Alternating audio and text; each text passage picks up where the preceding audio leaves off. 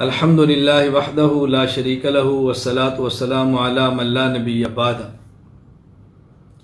قربانی کے جانور میں عقیقے کا حصہ رکھنا بھی جائز ہے۔ 6 حصے قربانی کے ہوں، 1 حصہ بچی کا عقیقے کا ہو، 5 حصے قربانی کے ہوں، 2 حصے کسی بیٹے کی طرف سے عقیقے کے ہوں، 4 حصے قربانی کے ہوں، 1 لڑکے کا ہو، 1 لڑکی کا، یعنی 2 حصے لڑکے کے 1 لڑکی کا، یوں قربانی عقیقہ کر لیں تو بھی ٹھیک ہے۔ قربانی کے جانور میں عقیقے کا حصہ رکھنا جائز ہے۔ دلیل، پہلی بات یہ سمجھیں کہ لفظ نسک جس طرح رسول اکرم صلی اللہ علیہ وسلم نے عقیقہ کے لیے استعمال فرمایا، اسی طرح لفظ نسک آپ نے قربانی کے لیے بھی استعمال فرمایا۔ مثلا سنن ابی داؤد کتاب الضحایا باب فی العقیقہ، حضرت عبداللہ بن عمر رضی اللہ عنہ فرماتے ہیں کہ رسول اکرم صلی اللہ علیہ وسلم نے فرمایا من ولد له ولد فاحب ان ينسك عنه فلينسك، جس کا بچہ پیدا ہو اور وہ اس کی طرف سے جانور ذبح کرنا چاہے تو کرے، تو یہاں عقیقہ کے لیے لفظ نسک استعمال فرمایا ہے۔ اسی طرح قربانی کے لیے سنن ابی داؤد باب ما یجوز من السن فی الضحایا، حضرت برا رضی اللہ عنہ فرماتے ہیں رسول اکرم صلی اللہ علیہ وسلم نے عید کی نماز کے بعد قربانی کے دن ہمیں خطبہ دیا اور آپ نے فرمایا من صلی صلاتنا ونسک نسکنا فقد اصاب النسک ومن نسک قبل صلاۃ فتلک شاۃ لحم،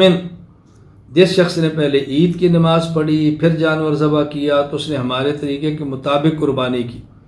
اور جس نے پہلے قربانی کی پھر نماز پڑھی تو بکری کا گوشت ہے جو اس نے کھا لیا، قربانی نہیں۔ تو یہاں آپ نے قربانی کے لیے لفظ نسک استعمال فرمایا ہے۔ تو قربانی اور عقیقہ دونوں کے لیے لفظ نسک استعمال کرنا اس بات کی دلیل ہے کہ ایک ہی جانور میں عقیقہ اور قربانی کے حصے رکھے جا سکتے ہیں۔ اسی طرح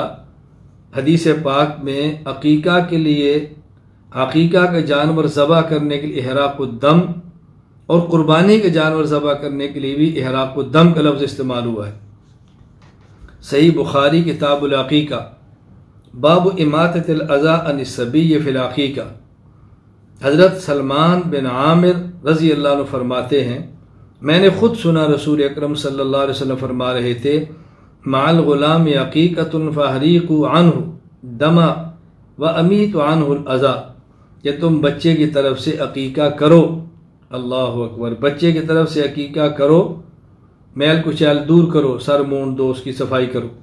ختنہ کرو، جو بھی ہے۔ اور آپ نے قربانی کے لیے بھی لفظ احراق الدم استعمال فرمایا۔ جامع ترمذی ابواب الاضاحی باب ما جاء فی فضل الاضحیہ، حضرت عائشہ رضی اللہ تعالیٰ عنہ فرماتی ہیں رسول اللہ صلی اللہ علیہ وسلم فرمایا ما عمل آدمی من عمل یوم النحر احب الی اللہ من احراق الدم انہ لیاتی یوم القیامہ بقرونها واشعارها واضلافها۔ تو یہاں اللہ کے نبی نے احراق الدم کا لفظ استعمال فرمایا، تو عقیقہ اور قربانی دونوں پر احراق الدم کا لفظ استعمال کرنا اس بات کی دلیل ہے کہ جس جانور میں قربانی کا حصہ ہو اسی جانور میں عقیقہ کا حصہ بھی رکھا جا سکتا ہے۔ حضرت شیخ ابو محمد موفق الدین عبداللہ بن احمد بن محمد الحنبلی المعروف ابن قدامہ حنبلی، وفات 620 ہجری، المغنی ما شرح الکبیر، المغنی فرماتے ہیں والاشبہ قیاس علی الاضحیہ لانها نسیکۃ مشروعۃ غیر واجبۃ فاشبہت الاضحیہ، کہتے ہیں کہ یہ جو قیاس کا تقاضا یہ ہے کہ عقیقہ کو قربانی کی طرح سمجھیں، یعنی صحیح بات یہ ہے کہ عقیقہ کو قربانی پر قیاس کیا جائے، جس طرح قربانی مشروع اور ثابت ہے اسی طرح عقیقہ بھی مشروع یعنی ثابت ہے، دونوں کی مشروعیت ہے۔ وَلِأَنَّهَا أَشْبَهَتْهَا فِي صِفَاتِهَا وَسِنِّهَا وَقَدْرِهَا وَشُرُوطِهَا فَأَشْبَهَتْهَا فِي مَصْرَفِهَا، فرمایا اسی طرح جو جانور ہے عقیقہ کا وہ قربانی جانور کے مشابہ ہے، کس میں؟ عمر میں، مقدار میں، اس کی شرطوں میں، صفات میں، تو لہذا دونوں آپس میں ایک دوسرے کے مشابہ ہیں۔ خلاصہ کیا ہوا؟ عقیقہ اور قربانی کے جانور ایک دوسرے کے مشابہ ہیں۔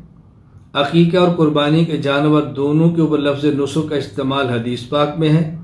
عقیقہ اور قربانی کے جانور دونوں پر احراق الدم کا لفظ حدیث پاک میں ہے۔ لہذا اس کا تقاضا یہ ہے کہ جس جانور میں قربانی کے حصے ہوں اسی میں عقیقہ کے حصہ رکھنا چاہیں تو رکھ سکتے ہیں۔